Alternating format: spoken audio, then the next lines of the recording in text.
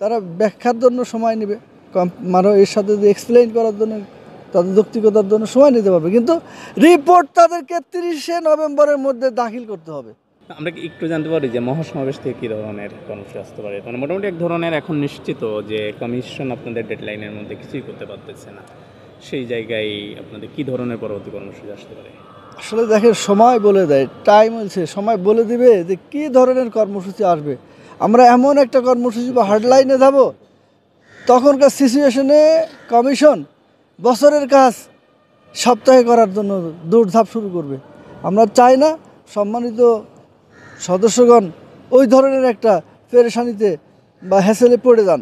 আমরা চাই যে ওনারা মানে এই জিনিসগুলো কনসাইজ করে অন্তত একটা ধারণা বা শর্ট রিপোর্ট হলে পারেও ওনারা অর্থ মন্ত্রণালয়ে পেশ করবেন। কর্মচারীদেরকে মাঠে না নামানোর স্বার্থে বা তাদেরকে খেপিয়ে না তোলার স্বার্থে বা তাদেরকে অবজ্ঞার সুরে বা অবজ্ঞার দৃষ্টিতে না দেখার স্বার্থে তারা শর্টকাট একটা রিপোর্টও যদি হয় তাদেরকে দাখিল করতে হবে এখানে।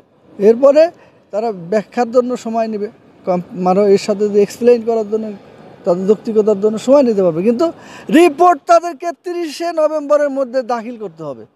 এর বাইরে আমরা কোনো প্রকারেই শুনবো, যখন শাটডাউন আসবে, যখন সমস্ত রেল লাইন, তারপরে আপনার পানিপথের মানে নদীপথের যানগুলো বন্ধ হবে, যখন আপনার ইউটিলিটি সার্ভিসের যে নিত্য প্রয়োজনীয় এই বিষয়গুলো বন্ধ হয়ে যাবে, তখন উপায় থাকবে না।